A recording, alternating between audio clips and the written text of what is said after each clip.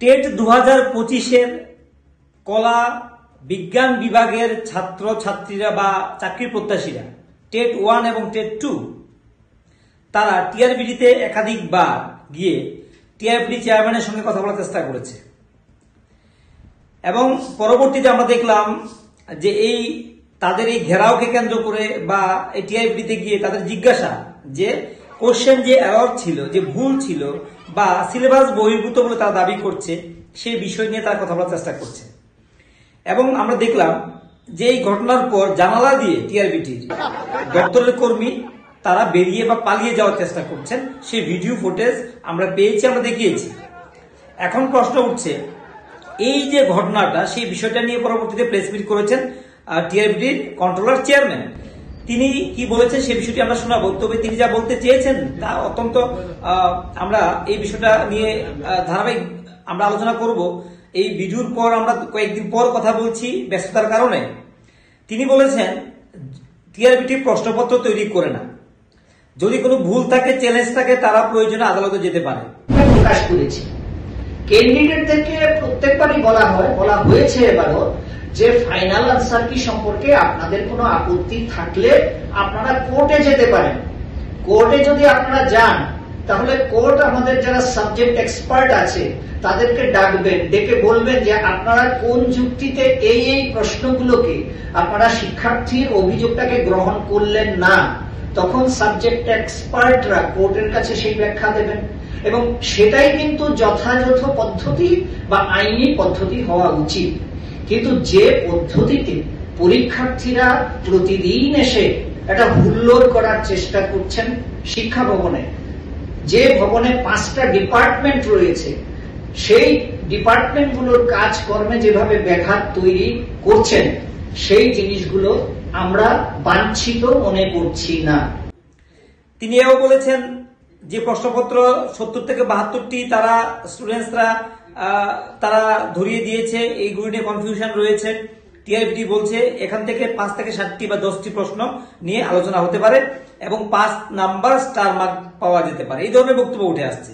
যদিও সেই বক্তব্যটি আমরা ভালোভাবে আমরা পর্যালোচনা করিনি, তবে যা মনে হচ্ছে তারা মেনে নিচ্ছেন, আবার মেনে নিচ্ছেন না। সায়েন্স আর একটা হচ্ছে সোশ্যাল স্টাডিজ। আমাদের ম্যাথস এন্ড সায়েন্সের ক্ষেত্রে 77টি প্রশ্ন নিয়ে 150 নম্বরের পরীক্ষা, আমাদের 150টা প্রশ্নের পরীক্ষা, 77টা প্রশ্ন সম্পর্কে পরীক্ষার্থীরা অভিযোগ জানিয়েছিল। সেখানে সাবজেক্ট এক্সপার্টরা 7টা অভিযোগ গ্রহণ করেছেন। 7খানা অভিযোগের ক্ষেত্রে সাবজেক্ট এক্সপার্টরা বলেছেন যে পরীক্ষার্থীদের পক্ষ থেকে যে অভিযোগগুলো করা হয়েছে তার মধ্যে 7খানা অভিযোগ গ্রহণ করা যায়। এই 7খানা অভিযোগের মধ্যে 5খানা বলা হচ্ছে যে আউট অফ সিলেবাস রয়েছে প্রশ্ন, সুতরাং 5খানা স্টার দেওয়া হয়েছে এবং বাকি 2টো ক্ষেত্রে অপশন চেঞ্জের দাবি করেছিল ক্যান্ডিডেটরা, সেখানে অপশন চেঞ্জ করা হয়েছে।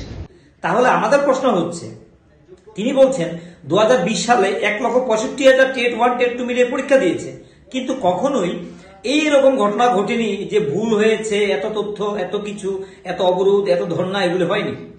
আমরা বলতে চাই এখান থেকে যে 2020 সালে যে প্রশ্ন তৈরি হয়েছিল কখনোই এই ধরনের কোশ্চেন পেপার তৈরি হয়নি। এবার যদি আমরা বলি যে শিক্ষক যারা বা এক্সপার্টরা রয়েছেন, আমরা তো এক্সপার্ট নই। আমাদের বক্তব্য হচ্ছে যারা এক্সপার্টাইজ রয়েছেন, যারা প্রশ্ন করছেন, তাহলে কেন পরীক্ষার পর টিআরবিডি বা যারা এক্সপার্ট রয়েছেন তারাই স্বীকার করে নেন যে 10টি প্রশ্নপত্রের মতো ভুল থাকতে পারে, কনফিউশন থাকতে পারে এবং এই প্রশ্ন নিয়ে বিরোধ থাকতে পারে? তাহলে এটা হবে কেন? একটা 150 নম্বর পরীক্ষার মধ্যে 10টি 12টি নম্বর এটা স্টার মার্ক দিয়ে দেওয়া হচ্ছে, গ্রেড দিয়ে দেওয়া হচ্ছে, সবাইকে দিয়ে দেওয়া হচ্ছে। তাহলে এটা কি ধরনের পরীক্ষা? টিআরবিডি চেয়ারম্যান বলছেন, শ্রদ্ধার সঙ্গে বলছি, সম্মানের সঙ্গে বলছি, তিনি বলছেন যে এটা ক্লাস 1, 5, 8 পরীক্ষা না, এটা বড় ক্লাসের পরীক্ষা, প্রশ্ন কঠিন হবে। প্রশ্ন কঠিন হওয়া আর কনফিউশন তৈরি করে রাখা দুটা কিন্তু ভিন্ন কথা। প্রশ্ন কঠিন হতে পারে, কিন্তু সেই কঠিন প্রশ্নের একটা উত্তর থাকবে। আপনারা অনেকেই কেবিসি দেখেন, যেখানে কোটি টাকার প্রশ্ন, নিশ্চয়ই এর চাইতে তো আর বড় পরীক্ষা বা প্রশ্ন হতে পারে না সারা বিশ্ব থেকে কেবিসি।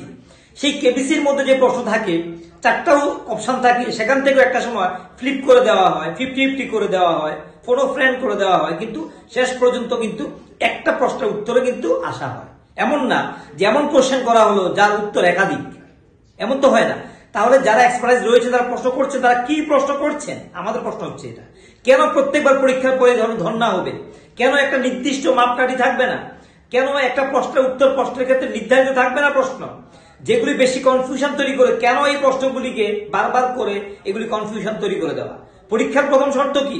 এমন প্রশ্ন করতে হবে যেন এই প্রশ্নের মধ্যে একটা অংশ 2-3টি ভাগে থাকবে, প্রচন্ড কঠিন প্রশ্ন, মোটামুটি কঠিন প্রশ্ন, কিছু সহজ প্রশ্ন, এবং সেই প্রশ্নগুলি হবে একটা নির্দিষ্ট উত্তর যার মধ্যে খুব বেশি প্রশ্নগুলির মধ্যে খুব বেশি পরিমাণ বিতর্ক থাকবে না, বেশি ডিবেট বিতর্ক থাকবে না এগুলির মধ্যে। এই ধরনের প্রশ্নের কথা কিন্তু একটা প্রশ্নের পরীক্ষা তৈরি করার ক্ষেত্রে, প্রশ্ন তৈরি করার ক্ষেত্রে এইগুলি মানতে হয়। প্রশ্ন তৈরি করার একটা নির্দিষ্ট নিয়ম রয়েছে। এত বড় বড় ন্যাশনাল লেভেলের পরীক্ষা হচ্ছে, সেগুলো নিয়ে কখনো কেন বিতর্ক হচ্ছে না? আবার এই রাজ্যে বিতর্ক হচ্ছে, মার্কস দিয়ে দেওয়া হচ্ছে, যদি আপনারা সঠিক হন তাহলে কেন 10 নাম্বার 4 মার্ক দিয়ে দেওয়া হবে? একটা পরীক্ষার মধ্যে যদি 10টি নাম্বার দিয়ে দেওয়া হয় তাহলে কি থাকে এই পরীক্ষার মধ্যে? কেউ ফোন করে বলছে যে তাদের কথা শুনবেন না, এটা টিএমডি চেয়ারম্যানের বক্তব্য। তিনি বলছেন, অন্যরা ফোন করে বলছে যারা পাস করছে যেটা চেঞ্জ করবেন না। যারা উত্তরটা দিয়েছেন কোনো কারণে, যারা কনফিউশনের মধ্যে উত্তর দিয়েছেন, ঠিক হয়ে গেছে। এখন আমাদের প্রশ্ন হচ্ছে এই 10, 12, 14 নাম্বারের কনফিউশন কেন থাকবে? এমন কি কারণ? কেন এই কনফিউশন থাকবে?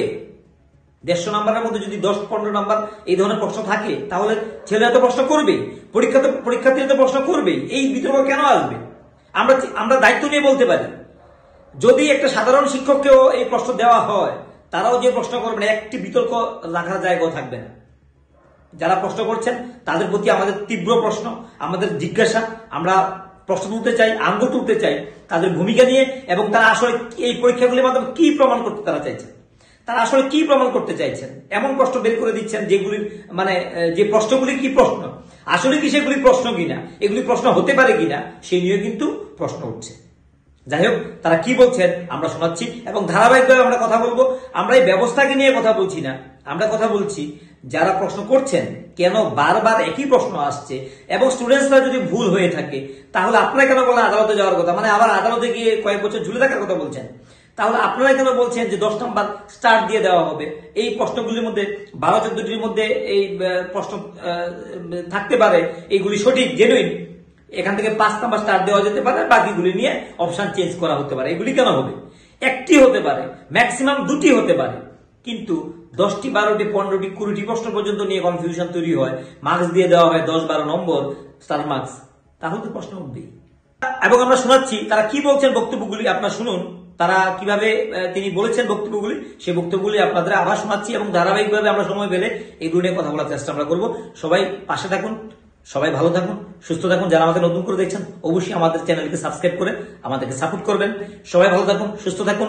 প্রকাশ করেছি ক্যান্ডিডেটদেরকে প্রত্যেকবারই বলা হয়েছে এবারও যে ফাইনাল আনসার কি সম্পর্কে আপনাদের কোনো আপত্তি থাকলে আপনারা কোর্টে যেতে পারেন।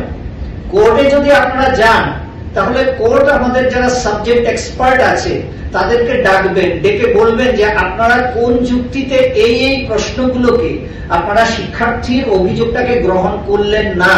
তখন সাবজেক্ট এক্সপার্টরা কোর্টের কাছে সেই ব্যাখ্যা দেবেন, এবং সেটাই কিন্তু যথাযথ পদ্ধতি বা আইনি পদ্ধতি হওয়া উচিত।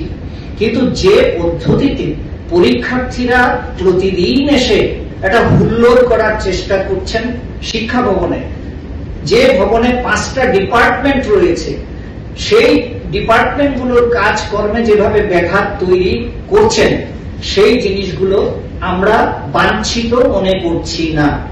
আমি আরো একটা জিনিস আপনাদের কাছে, 2021 সালে এরকম একটা ঘটনা ঘটেছিল যে আমাদের ফাইনাল আনসার কি প্রকাশ করার পর তারা এই প্রথম 2021 সালেই এই ধরনের বিক্ষোভ শুরু হয়েছিল। 2021 সালে ফাইনাল আনসার কি প্রকাশ করার পর দল বেঁধে কিছু শিক্ষার্থী আমাদের বোর্ডে এসে বিভিন্ন রকমের বক্তব্য, উত্তেজনা তৈরি করে। তখন আমরা তাদেরকে বলি যে আমাদের ফাইনাল আনসার কি প্রকাশিত হয়ে গেলে আর কোন রকমের অপশন আমাদের কাছে নেই সেটা কারেকশন করার। আপনারা কোর্টে যেতে পারেন। কোর্ট যদি আমাদেরকে বলে যে ফাইনাল আনসারকে পুনর্বিবেচনা করতে হবে, তখন আমরা কোর্টের নির্দেশ মানতে বাধ্য।